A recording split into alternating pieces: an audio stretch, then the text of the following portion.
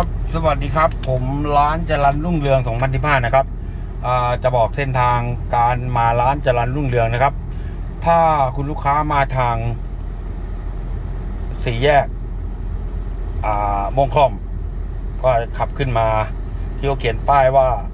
เลี้ยวซ้ายไปด่านขุนทดนะครับตบไฟเลี้ยวซ้ายได้เลยนะครับร้านเราจะอยู่ระหว่างนี้นะครับแต่ถ้าเลี้ยวขวามันจะไปสีคิ้วครับเนี่ยครับก็คือเลี้ยวซ้ายหันหน้าไปทางด่านขุนทดนะครับนี่ครับทางเราตัวนี้ยังไม่ได้เอากิ่งไม้ออกนะครับก็ดูในเชิงคร่าวๆก่อนนะครับนี่ครับเราก็จะเห็นร้านเราเลยนะครับนี่ครับโกดังอยู่อย่างนี้ครับโกดัง1โกดัง2โกดัง3นะครับเผื่อท่านใดสนใจจะมาซื้อรถไถซื้ออะไรเก่าใหม่ถอดคูต้าบ้านเราหรือเก่าญี่ปุ่นเก่าบ้านเรานะครับยินดีให้บริการนะครับทางร้านจรัญรุ่งเรืองของบันทิผ้า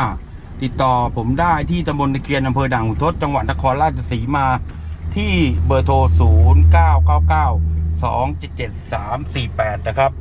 หรือ ID Line JRR 2015นะครับแล้วตีเทิร์นพร้อมแลกเปลี่ยนรถทุกชนิดนะครับเผื่อท่านใดสนใจรถที่ร้านเราสามารถ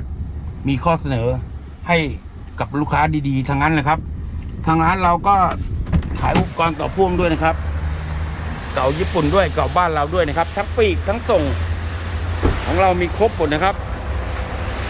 แล้วอะไหล่ถอดก็มีเยอะครับก็ฝากติดตาม Facebook สาโรจน์ทศพรนะครับหรือ Facebook อีก Facebook คือร้านจรัญรุ่งเรือง2015นะครับของเราจะมีรถไถเก่าบ้านเก่าคูปต้าเก่านอกเข้ามาทุกอาทิตย์นะครับเดี๋ยวเราจะมาอัปเดตทุกๆวันตอนเย็นๆนะครับเดี๋ยวผมจะมีการไลฟ์สดเดี๋ยวผมจะลงที่ Facebook ก่อนของสาโรจน์ทศพรนะครับว่าจะไลฟ์สดวันไหนนะครับฝากติดตามด้วยนะครับแล้วก็ YouTube ของสาโรจน์ทศพรด้วยนะครับก็ยินดีให้บริการ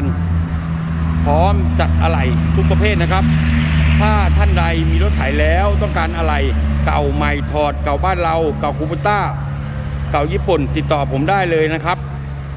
ที่เบอร์โทร0999277348หรืออีกเบอร์หนึ่งเป็นเบอร์แฟนผม0848821716ยินดีให้บริการครับขอบคุณครับ